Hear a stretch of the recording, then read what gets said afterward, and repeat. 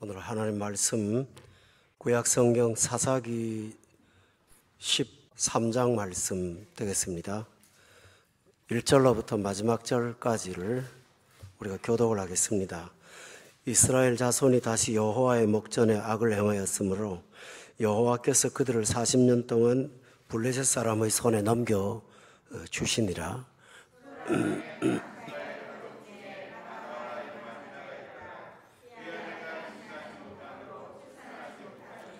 여호와의 사자가 그 여인에게 나타나서 그에게 이르시되 보라, 내가 본래 임신하지 못함으로 출산하지 못하였으나 이제 임신하여 아들을 낳으리니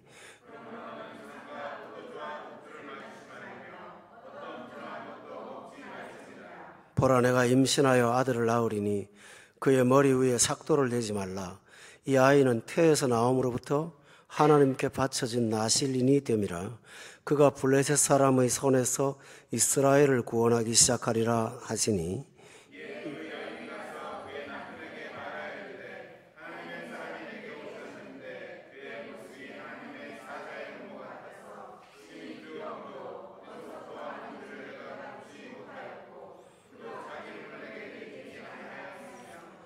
그가 내게 이르기를 보라, 내가 임신하여 아들을 낳으리니 이제 포도주와 독주를 마시지 말며 어떤 부정한 것도 먹지 말라. 이 아이는 태에서부터 그가 죽는 날까지 하나님께 바쳐진 나실인이 됨이라 하더라 하니라.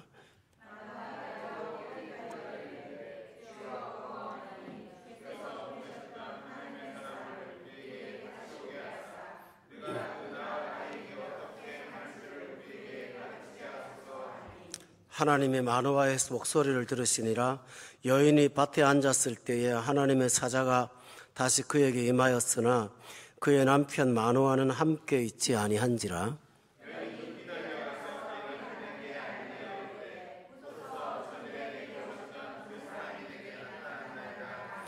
마노아가 일어나 아내를 따라가서 그의 사람에게 이르러 그에게 묻되 당신이 여인에게 말씀하신 그 사람이니까 하니 이르되 내가 그러다 하니라.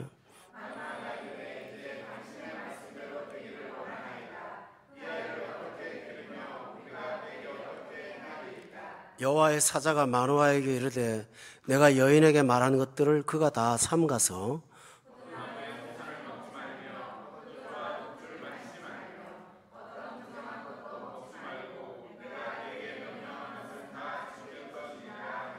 마노아가 여호와의 사자에게 말하되 구하옵나니 당신은 우리에게 머물러서 우리가 당신을 위하여 염소 새끼 하나를 준비하게 하소서 하니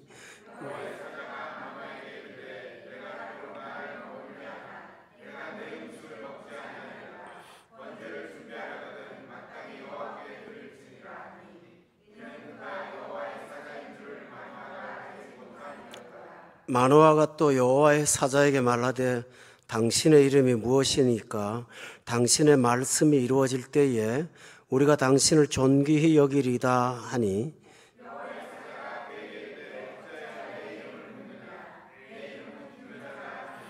이에 마노아가 염소 새끼와 소재물을 가져다가 바위 위에서 여호와께 드림에 이적이 일어난지라. 마노아와 그의 아내가 본즉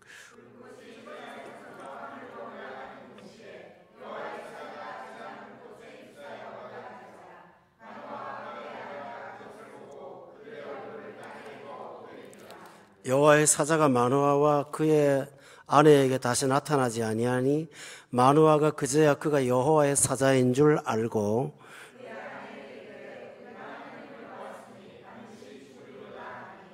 그의 아내가 그에게 이르되 여호와께서 우리를 죽이려 하셨더라면 우리 손에서 번제와 소제를 받지 아니하셨을 것이요 이 모든 일을 보이지 아니하셨을 것이며 이제 이런 말씀도 우리에게 이르지 아니하셨으리라 하였더라.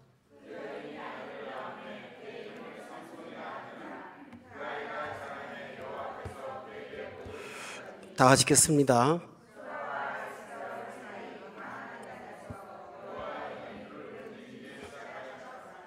아멘. 본문 5절 한번 보세요. 보면 끝에 이런 말이 있어요. 블레셋 사람의 손에서 이스라엘을 해놓고 그 다음에 구원하기 시작하니라 라고 되어 있어요.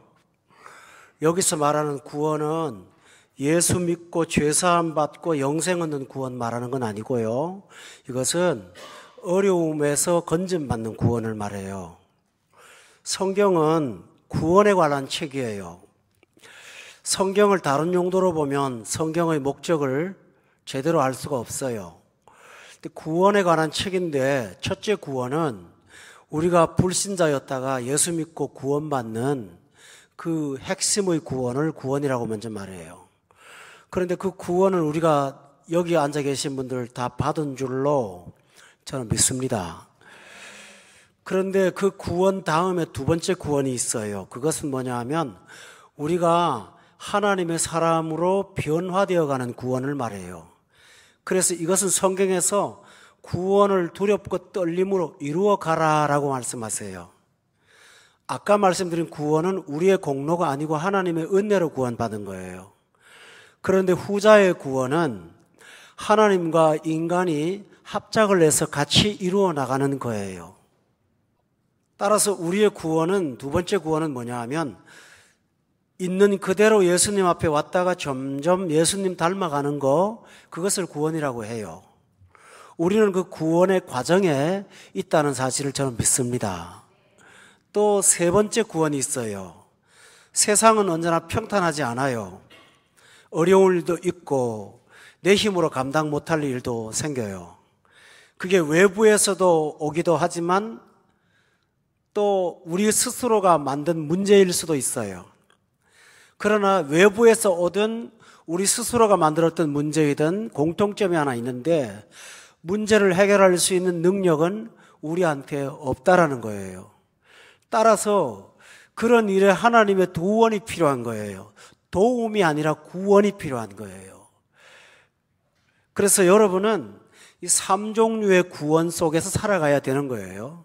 오늘 본문에서 말하는 이스라엘을 구원했다고 하는 것은 이스라엘이 범죄해서 스스로 어려움을 만들었는데 하나님께서 구원을 하셨다, 그런 말씀이에요. 그래서 우리는 날마다 구원받았지만 구원받아야 되고 구원이 필요한 사람들이에요.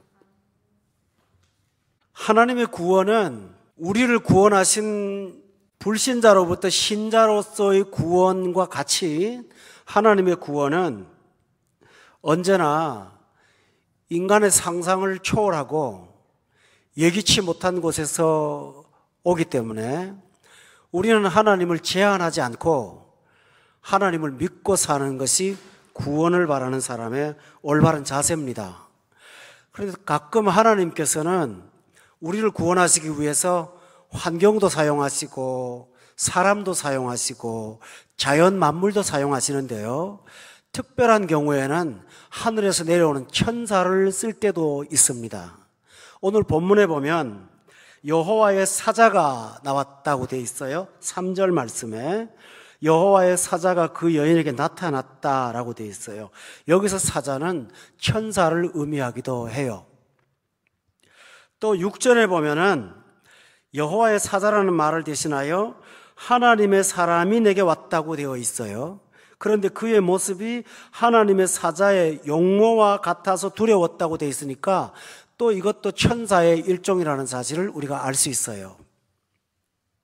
또 9절에도 보면은 하나님께서 마노아의 목소리를 들을 때 하나님의 사자가 다시 그에게 임하였다라고 되어 있어요. 그러니까 그때도 천사가 구원의 능력을 가지고 나타났어요. 그리고 22절에 보면 하나님은 비상하신 섭리로 천사나 사람이나 자연을 보내지 않고 당신이 직접 나타나실 때가 있어요. 22절 다 같이 한번 읽어보세요. 시작.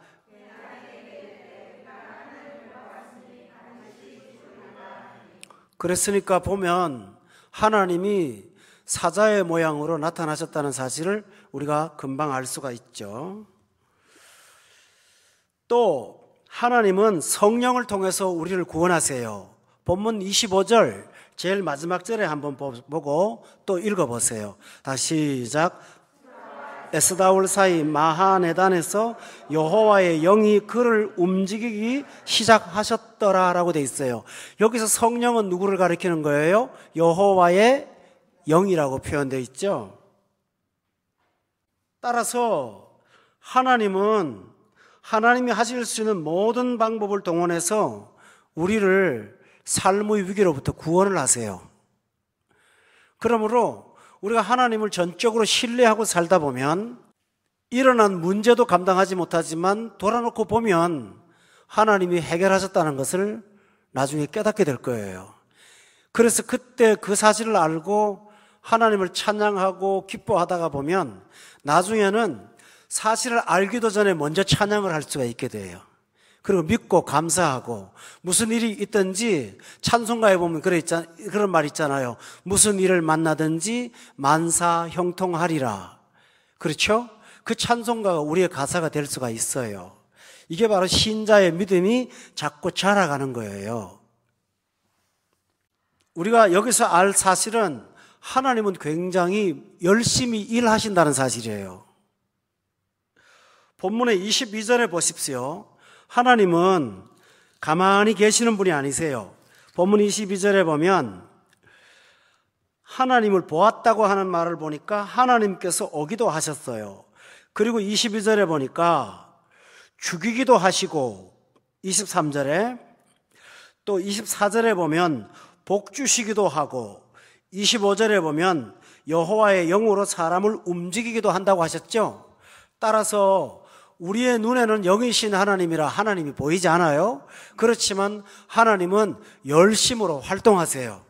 그래서 성경이 뭐라고 했냐면 하나님은 졸지도 않고 쉬지도 않고 침 삼킬 만큼도 중단하지 않고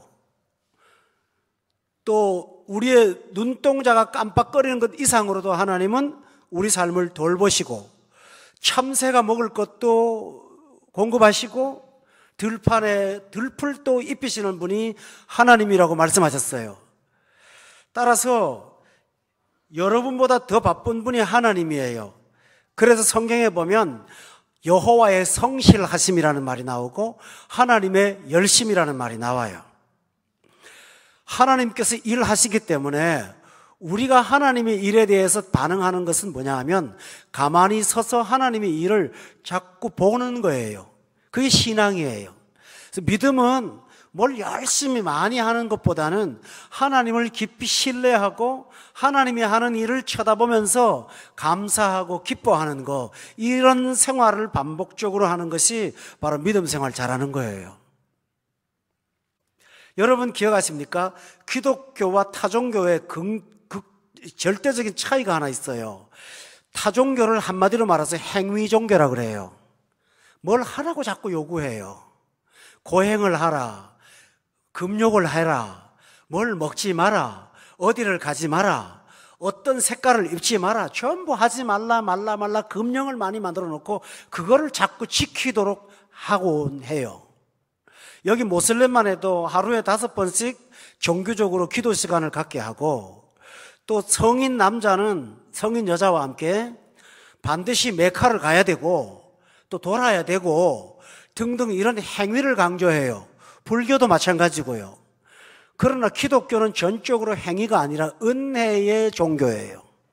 은혜의 종교라는 것은 우리가 뭘 해야 한다는 것을 말하지 않고 하나님이 해놓으신 일을 다 믿는 것이 바로 기독교의 본질이라는 거예요. 왜 그러냐 하면 하나님이 일하는데 우리가 보탬이 되지도 못하고 하나님이 일하는데 우리가 열심히 한다고 해도 그분의 억만분의 일도 다 따라가지 못하니까 우리가 하는 것은 하나님이 일하실 때 구경하고 쳐다보고 믿고 신뢰하고 따르는 거예요. 또 하나님께서 우리한테 뭘 명령하실 때가 있는데 아무것도 하지 않는 것이 아니라 뭘 하라고 하실 때가 있어요. 그러나 우리 단독으로 하는 법은 없어요. 성령이 항상 함께 하셔서 우리를 도우세요. 그래서 우리가 결과를 눈으로 보게 하지만 실제로는 성령이 하게 하는 거예요. 그 사실을 사도행전에 보면은 오순절에 성령이 오셔서 방언을 시작할 때 한 말이 중요한 게 있어요. 성령이 말하게 하심을 따라 각 나라의 말로 말했다고 되어 있어요. 기억나죠? 우리 따라합시다. 성령이 말하게 하심을 따라. 그래요. 은혜 받으면 성령이 하게 하셔서 하는 거예요. 빌립보서에 보면 봉사를 하는데 그냥 봉사하지 않고 성령으로 봉사하라 이렇게 되어 있어요. 그 말은 뭐냐면 하나님을 전적으로 의지하고 하나님이 하자는 대로 따라만 가면 된다고 하는 것을 말하는 거예요. 또 로마서에 보면은 하나님의 사람은 성령의 인도를 따른다고 되어 있어요. 그래서 하나님은 일하시고 우리는 순종하며 따르고 하나님의 일을 믿는 것이 바로 하나님과 나와의 관계라는 사실을 꼭 기억하셔야 돼요. 또 하나 중요한 사실은 하나님의 구원 방법은 상상하지 못하는 데서 꼭 온다라는 사실입니다. 이 상상하지 못한다는 것은 내가 예상하지 못한 것일 수도 있고요. 예를 들어 볼까요? 모세가 이스라엘 백성들을 이끌고 광야로 나오려고 할 때 바로에게 10가지 재앙을 하나님이 하셨어요. 근데 그 10가지 재앙은 대부분 사람들이 하찮게 여겼던 것들이 다 하나님의 도구였었어요. 그냥 흐르는 강물, 또 그 습지에 사는 개구리, 또 길바닥에 깔려있는 지푸라기 몇 개들, 뭐 이런 것들이에요. 그런데 그것을 통해서 하나님은 바로의 무릎을 꿇게 하셔서 이스라엘을 해방시켰다는 사실을 여러분이 기억하시죠? 이게 하나님 방법이에요. 시편 오늘 본문에 보면 하나님의 방법은 아직 태어나지 않는 사람을 놓고 하나님의 방법이라고 말씀하시는 거예요. 그게 누구냐 하면 마누아라는 사람한테 찾아가서 네가 아기를 하나 낳을 건데 그 이름을 삼손이라고 하라고, 그가 이스라엘을 구원할 거라고. 무슨 말이죠? 우리 사람은 언제나 어려움을 당하면 해결 방법을 있는 데서 찾지 없는 데서는 못 찾아요. 그렇잖아요. 아는 사람 혹은 가지고 있는 물질, 또 머리에서 오는 지혜, 또 정보 매체 이런 것들을 찾잖아요. 그런데 하나님은 지금 지상에는 존재하지도 않지만 하나님의 구원이 시작되고 있다고 말씀하시는 거예요. 예를 들어 볼까요? 이스라엘 백성들이 애굽에서 너무 고생스러우니까 하나님 앞에 살려달라고 기도를 했어요. 그런데 그 기도를 들으셨다고 성경은 분명히 기록되어 있거든요.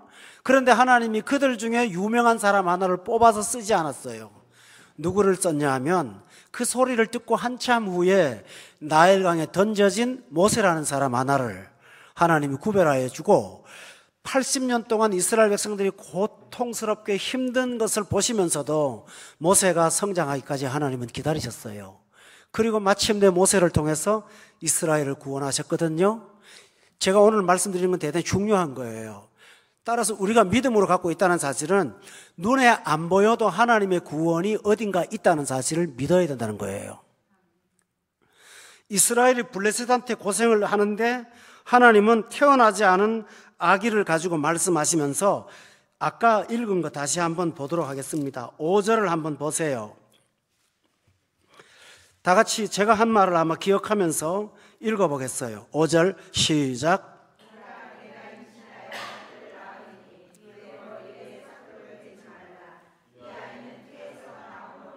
하나님께 바쳐진 나실인이 됨이라. 그가 블레셋 사람의 손에서 이스라엘을 구원하기 시작하리라 하셨다고 됐죠. 태어나지 않은 아기에 대한 하나님께서 예고를 하시면서 아기가 하나 태어날 텐데 이 아기가 태어나서 이스라엘을 구원할 거라고. 그러나 그 아이가 구원자일까요? 그거 아닙니다. 25절을 돌아가서 보세요. 소라와 에스다올 사이 마하네단에서 그 다음 말이 중요하죠. 여호와의 영이 뭐라고 그랬어요? 그를 움직였다고 했으니까 결국은 누가 구원하는 거예요? 하나님이 구원하시고 인간을 사용하신 거죠. 따라서 태어나지 않은 아기가 구원이 아니라 그를 쓰시는 하나님이 구원이라는 사실을 믿으십니까? 그렇다면 삼손이 아니더라도 하나님은 구원하실 것이고 삼손이 구원의 도구이지 구원자는 아니에요. 그러니까 하나님이 삼손이 아니면 다른 사람을 쓸 수도 있는데 하나님이 그 방법을 쓰신 것은 이유가 있어요. 지금 있는 사람 중에도 쓸 수가 있어요. 그런데 하나님께서 삼손을 쓰는 데는 이유가 있어요. 태어나기도 전에 삼손을 어떻게 기를 꺼야 돼서 하나님이 말씀을 하시는 거기에 이유가 있어요. 마노아는 지혜로운 사람이에요. 하나님 앞에 기도했어요. 하나님이 기적으로 자식을 주시는 게 하는데 참 너무 감사하고 고맙습니다. 그런데 하나님이 이렇게 기적으로 주는 아기를 내가 어떻게 키워야 됩니까? 그게 너무 두려웠어요. 참 귀한 자세예요. 주시는 선물을 고마워하는 것도 있지만 하나님이 주시는 선물을 어떻게 하면 잘 관리하는가, 그거를 걱정한 사람이 바로 마노아예요. 그때 하나님이 마노아에게 두 가지 말씀하셨어요.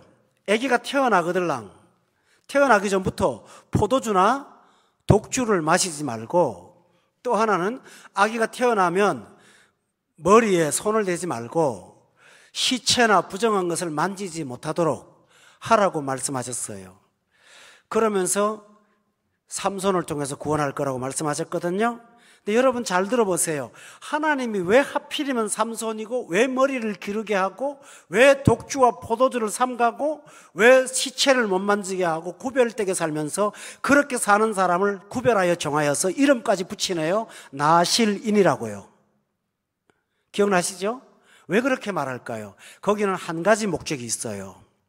지금 이스라엘이 블레셋한테 지배를 당하는 것은 그들이 거룩을 상실했기 때문이에요. 공감하시죠? 이스라엘의 패배는 군사력이 약한 게 아니고 거룩을 상실했기 때문에 패배한 거예요.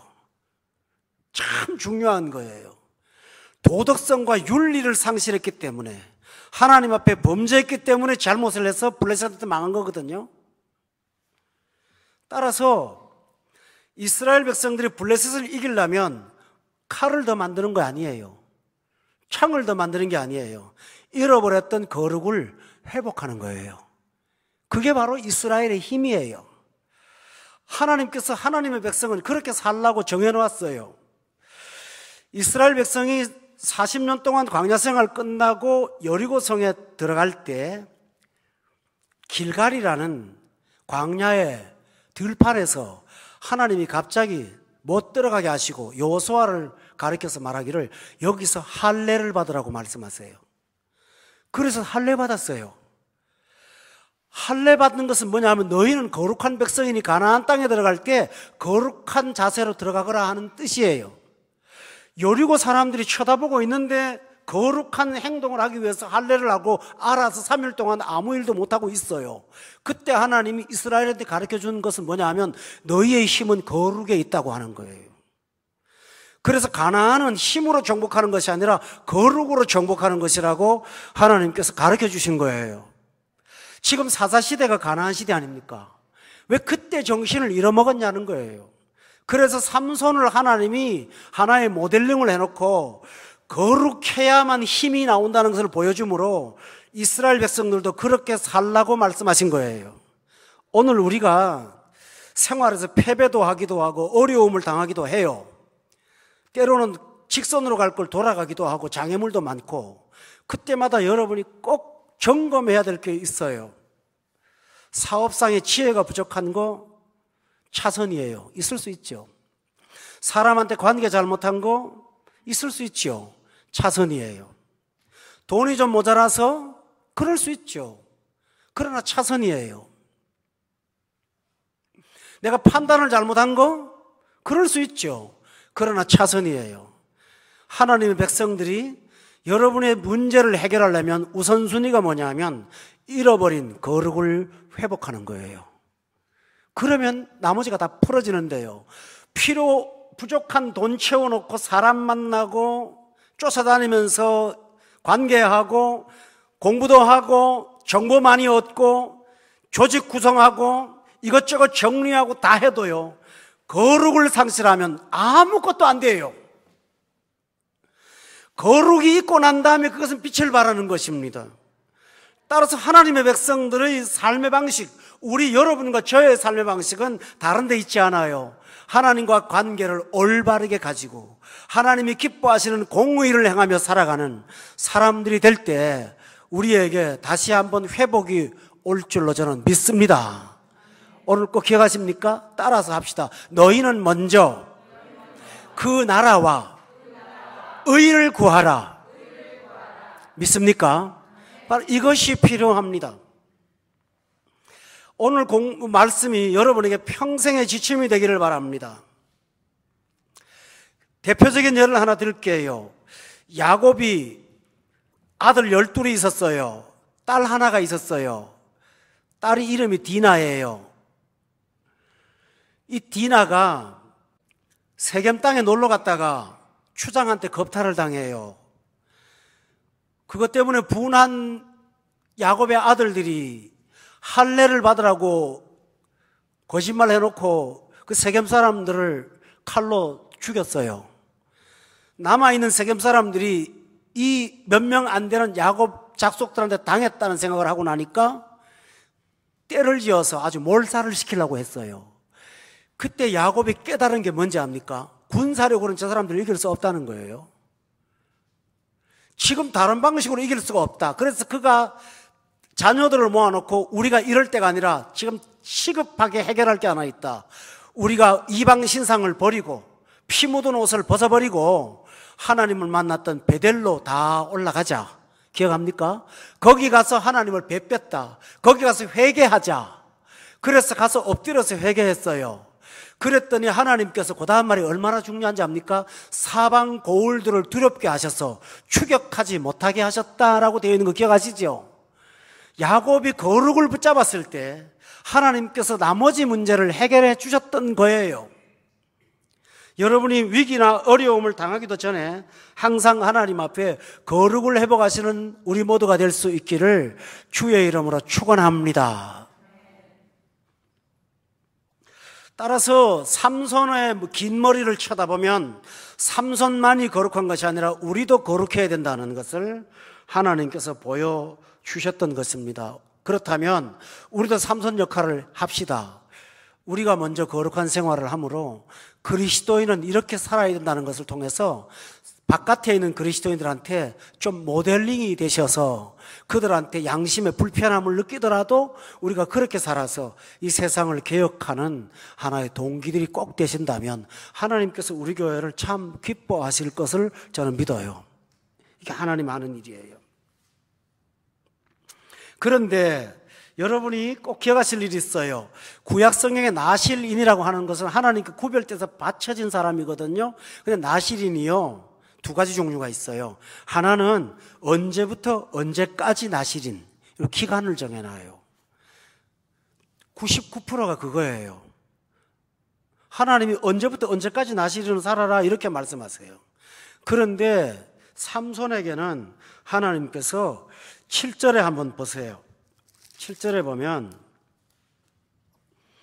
하반절에 이 아이는 태에서부터 그가 죽는 날까지 하나님께 바쳐진 나실인이라고 그렇게 돼 있어요. 하나님이 삼손한테는 죽는 날까지 거룩하게 살아가라고 말씀하셨어요. 따라서 우리도 그렇게 살아가시기를 예수 이름으로 축원합니다. 그런데 이 삼손은 하나님께서 왜 다른 사람 다 놔두고 삼손의 집에 찾아갔을까요?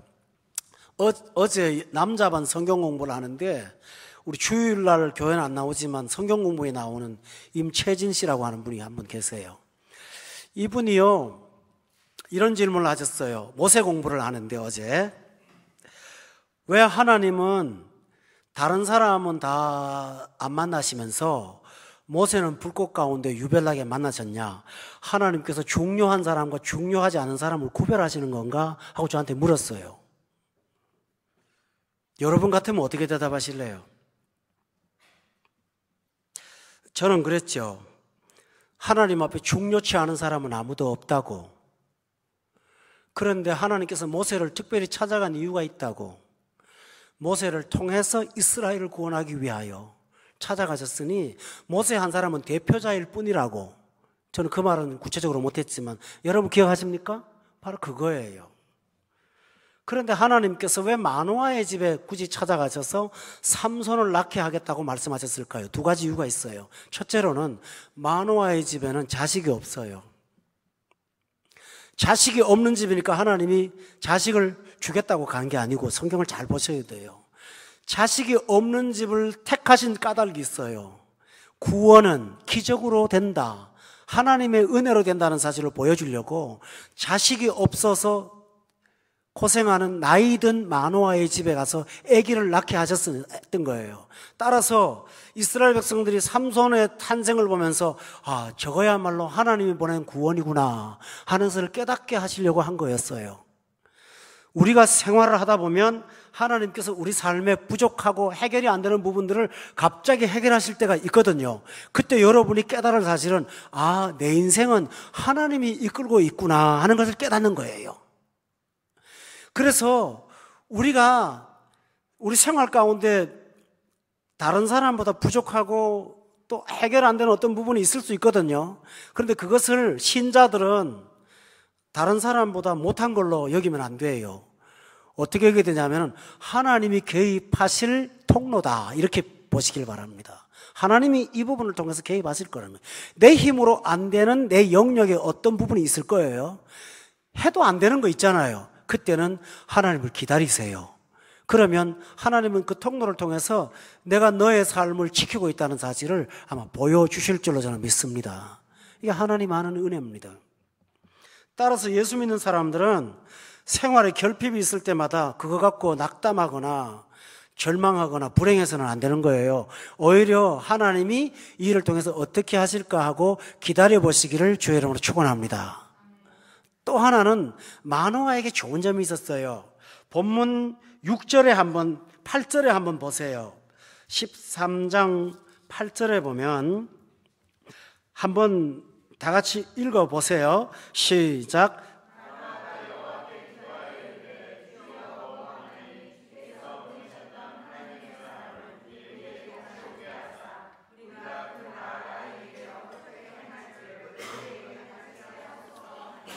마노아가 여호와께 기도했죠. 구하옵나니 하나님, 우리가 낳을 그 아이를 어떻게 행할지 가르쳐달라고 기도했죠.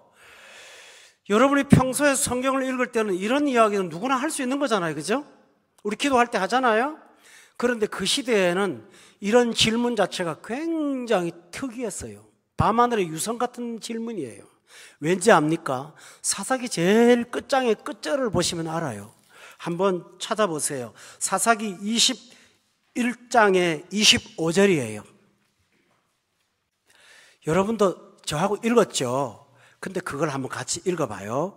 21장 25절 다 같이 읽어봅시다.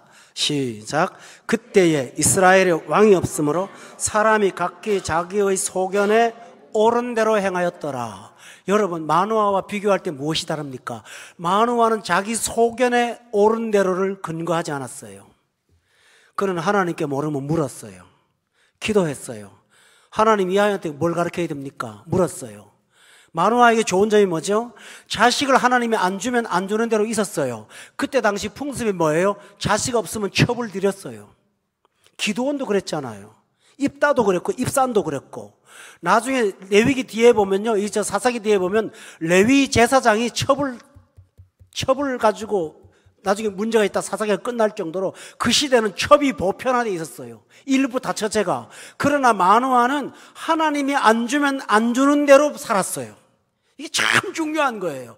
우리 하나님의 사람들은요, 순종이 필요한데요, 하나님이 안 주면 없는 것을 어떻게라도 해결하려고 기도하고 있는데 그건 잘못된 기도예요. 하나님이 안 주면 안 주는 대로 사람의 방법을 쓰지 않고 기다리는 거예요. 마노아는 그런 사람이었어요. 다른 사람이 다 다른 사람들에서 자식 만들어서 자기는 하지 않았어요. 또 하나는 뭐냐면 다른 사람들이 자기 생각에 소견에 옳은 대로 살았을 때 그는 자기 생각을 믿지 않고 하나님을 향하여 물었어요. 하나님, 어떻게 하면 좋을까요? 어떤 방식으로 하면 좋을까요? 물었어요. 하나님은 어려운 시대에 그런 사람을 주목하셔서 그 시대에 그런 사람의 가정에서 구원이 시작되도록 역사하세요. 그게 하나님이 하는 일이에요. 우리 신자와 세상 사람과 다른 점은 세상 사람은 머리를 굴려요. 그러나 여러분은 어떻습니까? 하나님을 기다리고 하나님의 방법을 찾고 하나님을 의지하지 않아요. 바로 이렇게 살아갈 때 구원이 다른 데서 오지 않고 여러분의 가정에서 시작될 거라고 저는 확신합니다. 따라서 이 만화의 자세에서 여러분이 배울 사실은 모르면 하나님 앞에 물으세요. 여러분이 돌아다니지 마세요. 세상 사람들처럼 적당히 살지 말고 앉아서 하나님을 기다리세요. 하나님의 늦음이 여러분이 행동하는 것보다 훨씬 더 빨라요. 믿으세요? 또 하나 만화가 있어요. 만화가 이렇게 하나님 앞에 기도를 드렸더니 하나님이 하신 말씀이 있어요. 그 아이에게 포도주나 독주를 마시지 말고 부정한 것을 만지지 말게 하라고 그랬어요. 여러분 기억해 보세요. 그 말 전에 했던 말이에요, 아니에요? 아기가 태어나기 전에 이미 했던 말이잖아요. 근데 기도했더니 하나님의 응답이 색다른 대답이 아니고 똑같은 얘기 반복하는 거예요. 우리는 우리 문제를 갖고 답답해할 때 언제나 지금까지 들어보지 못한 어떤 색다른 곳에 해결점이 있는 거로 착각을 하고 자꾸 내 마음에 동의해 줄 사람들을 찾아다녀요. 기독교 점쟁이도 많아요. 봉투 내고 기도받으러 가면요, 권 목사는 글 세우는데 거기 가면 항상 해답이 있어요. 32일 기도하면 되고요, 성경 5장 읽으면 되고요, 봉투에다 이름 적어갖고 매일매일 적으면 되고요, 1000번째 하면 되고요. 가보세요. 제가 하는 말이 없나? 해답이 딱딱 처방전이 있어. 처방전이 하나님보다 더 영악해요. 그러나 하나님의 대답은요 항상 같은 말이에요. 어제 했던 말 또 하시는 거예요. 뭐 어떨 때는 우리가 답답해가지고 기도했는데 하나님이 전혀 새로운 얘기는 안 하니까 참 실망할 때가 있죠. 그러나 찬송가에 이런 말 있잖아요. 내 기억 부족하오니 또 들려주시오. 평생에 듣던 말씀 또 들려주시오. 진리는 새로운 것이 아니라 진리는 옛 것이지만 항상 새롭게 적용되는 것입니다. 아멘. 따라서 우리가 신앙생활을 오해로 하면 어떤 쪽지기 같은 사람이 나한테 요 사안에 대해서 이런 대답을 해주기를 바라요. 그것은 여러분이 아직도 기독교 문화화되지 않은 거예요. 그러나 여러분 속에 이미 읽은 성경에 여러분이 너무나 잘 알고 있는 성경 구절에 하나님의 해답이 있다는 사실을 믿으십니까? 멀리 갈 거 없어요. 신앙생활을 건전하고 상식적으로 하면 여러분도 평화롭고 이용당하지 않고 헷갈리지 않고 안정 속에 살게 될 줄로 저는 믿습니다. 따라서 마노아가 그 이야기를 들었을 때처럼 여러분도 하나님 앞에 기도하거나 답답할 때마다 언제나 들리는 말씀이 있다면 그 말씀을 다시 한번 붙잡고 살 때 마노아와 같은 은혜를 누리게 될 줄로 믿습니다. 그런데 참 중요한 사실이 하나 있습니다. 마노아가 이 말을 반복해서 들었는데 17절에 보면 다 같이 한번 읽어보세요. 17절 말씀 시작.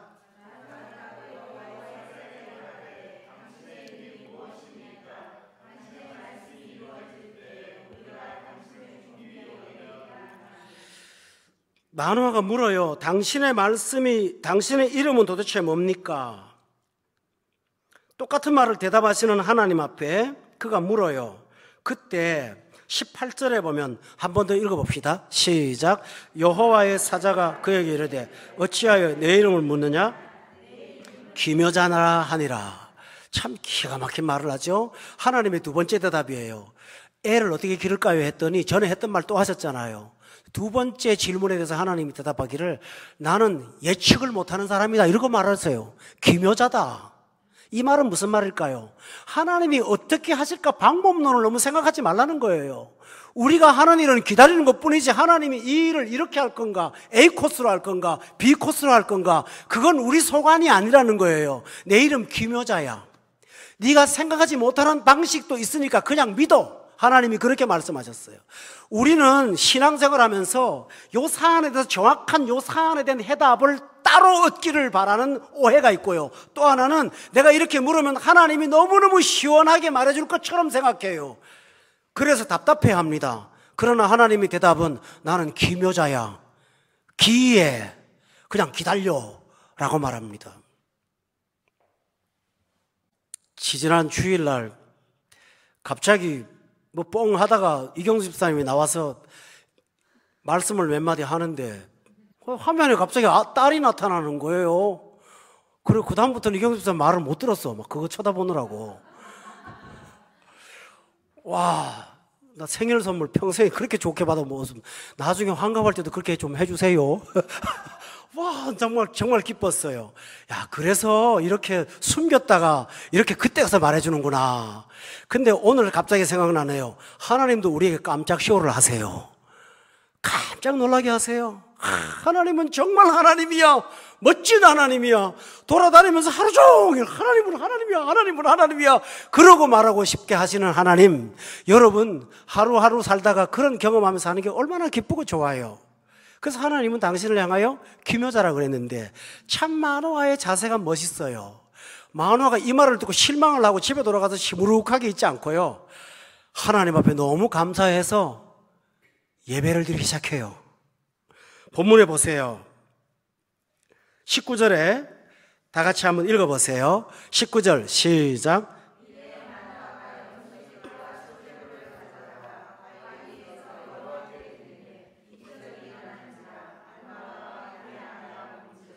우리 식으로 말하면 마노아처럼 하나님 앞에 예배를 드린 거예요.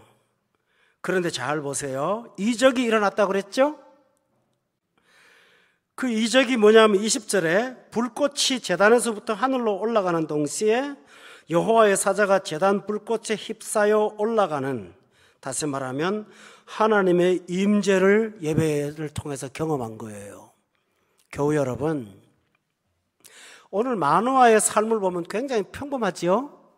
하나님께 기도했더니 전에 했던 말 또 들려주시고 나는 헤아릴 수 없으니까 그냥 기다리라고 하시고 그래도 감사해서 합회 나가서 늘 하던 대로 예배를 드리는데 하나님이 그 예배를 기뻐 받으셔서 불꽃 가운데 강림하셨어요.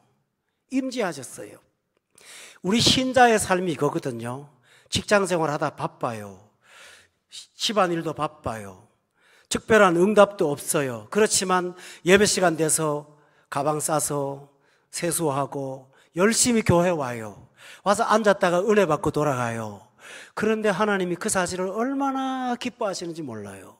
하나님이 여러분과 이 시간에 함께 하셔서 여러분과 잠깐 동행하시면서 영원히 동행하는 것을 눈으로 보여주시는 귀한 임재의 시간이 된 줄로 저는 믿습니다. 이게 예배의 기쁨이에요. 마노아가 그걸 들고 간 거예요. 그런데 왜 불꽃이 나타났을까요? 구약에 보면 하나님의 임재에는 꼭 불이 있어요. 그것은 두 가지예요. 불의 상징은 첫째로는 우리를 뜨겁게 해요. 식었던 마음이 예배드리고 나가면 마음이 뜨거워져요. 또 하나는 불의 특징은 태워요. 우리 속에 있는 지난 3일 동안의 불순물들을 깨끗하게 제거해 버리시고 나를 새롭게 하시는 능력이 불 가운데 있어요. 그래서 항상 하나님의 임재는 불로서 나타나요. 엘리야가 그 사실을 알고 하나님께 기도하죠. 하나님, 불로 응답해 주십시오. 도랑에다 물을 붓고 하나님께 기도하면서 불을 달라고 기도했던 거 기억합니까? 오늘 여러분이 이 자리에서 불의 마음, 불의 뜨거움, 불의 열정을 받고 돌아가게 될 줄로 믿습니다. 이게 하나님이 예배를 통해 주신 은혜입니다. 그 예배의 결과가 뭘까요? 본문 22절에 한번 보세요. 다 같이 읽어봅시다. 시작. 우리가 하나님을 보았으니 반드시 죽으리로다 했다고 그랬어요. 예배의 은혜의 첫 번째는 하나님이 의식이 되는 거예요. 이게 참 중요하거든요. 여러분들 예배드리면서 오늘 하나님하고 만나고 왔다는 의식을 가진 날이 얼마나 있습니까? 그런데 마노아는 예배를 드리고 하나님을 내가 만났다고 고백합니다. 이거보다 더 귀한 게 없죠? 예배는 하나님을 만나잖아요. 두 번째로 중요한 게 있어요. 예배를 통해서 얻은 게 있습니다. 본문 24절에 있습니다. 다 같이 읽어봅시다. 24절 시작. 그의 이름을 삼손이라 하니라. 그 아이가 자라매 여호와께서 그에게 복을 주셨다고 되어 있습니다.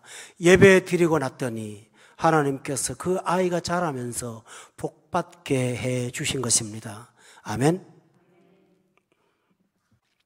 여러분의 자녀들이 우리가 하나님 앞에 신실한 예배자로 살 때 하나님은 자라함에 그 자녀들에게 복을 주셔서 세상에서 구별되게 살게 한다는 사실을 여러분 믿으시지요? 그게 바로 하나님의 은혜입니다. 또 예배를 드리고 난 다음에 어떤 일이 있었을까요? 본문 25절을 다시 봅시다. 거기 보면 성령이 그를 뭐 했다고 그랬죠? 움직였다고요. 여러분 주목해 보세요. 사람의 마음이 행동을 하려면 마음이 움직여야 되잖아요. 어떨 때는 행복해서 움직이고, 어떨 때는 화가 나서 움직이고, 어떨 때는 피로해서 움직이고, 전부 다 동기가 다양하겠죠? 그런데 예수 믿는 사람이 움직이는 행동의 동기가 하나님의 영이 움직였을 때 행동하는 거, 그것처럼 귀한 게 없어요. 그때 나오는 음악은 불후의 명작이 돼요. 그때 나오는 그림은 시대가 달라져도 영원히 명작으로 살아요. 그때 나온 문학작품은 지금도 여전히 읽혀져요. 저는 여러분이 예배를 드리고 나면 여러분의 마음을 세상이 움직이는 것이 아니라 하나님의 영이 움직이게 하실 줄로 저는 믿습니다. 예배 드리고 돌아가면 기쁘잖아요. 그럼 영으로 움직여서 사니까 이웃을 대할 때도 하나님의 영이 내 마음을 기쁘게 하고, 영이 내 마음을 참게 하고, 영이 내 마음을 절제하게 하고 하잖아요. 그래서 그걸 갖고 살아가니 그게 바로 예배의 은총입니다. 저는 결론을 말씀드리겠습니다. 오늘 25절에 보면 하나님의 영이 어디서부터 움직였느냐 하는 게 중요합니다. 소라와, 지난 시간에 말씀드렸죠. 소라 땅이 어디라고요? 블레셋이 지역 거주하는 데인데 단지파가 제비를 뽑았는데 거기를 뽑았다 그랬잖아요. 가장 어려운 지역이에요. 소라와 에스다올 사이에 삼손이 있는데 가장 악조건임에도 불구하고 여호와의 영이 그를 움직이는 거예요. 성도 여러분, 여러분의 삶의 현장을 돌아가면 성령의 사람은 여러분 혼자밖에 없을 때가 많아요. 누구도 나와 동행하지 못하는 고독한 자리일 수 있어요. 오늘 이 자리는 동지가 있고 영적인 형제들이 있잖아요. 그러나 여러분이 세상에 나가면 정말 나 홀로밖에 없을 때가 얼마나 많아요. 소라와 에스다올 사이인 거예요. 그런데 하나님이 그 속에서 여러분의 마음을 움직이고 여러분을 이끌어 가셔서 그들을 이끌게 하시고 주도하게 하시는 하나님의 영이 여러분과 함께 예배를 통해서 나타난다는 사실을 기억하시기를 바랍니다.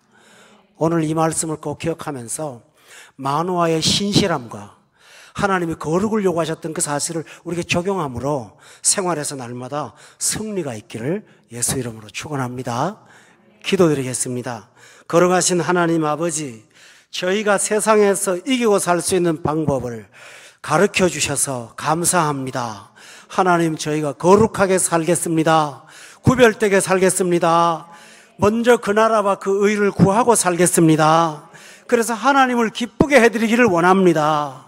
아버지 하나님의 예배를 통해서 얻는 은혜가 늘 들었던 반복되는 말씀이라도 주신 은혜로 생각하고 감사하며 살겠습니다. 그래서 하나님 앞에 영광 돌리고 예배의 열매를 통해서 기뻐하며 세상에서 승리하고 사는 우리 백성들 다 되게 도와 주시옵소서. 예수님 이름으로 기도드리옵나이다. 아멘.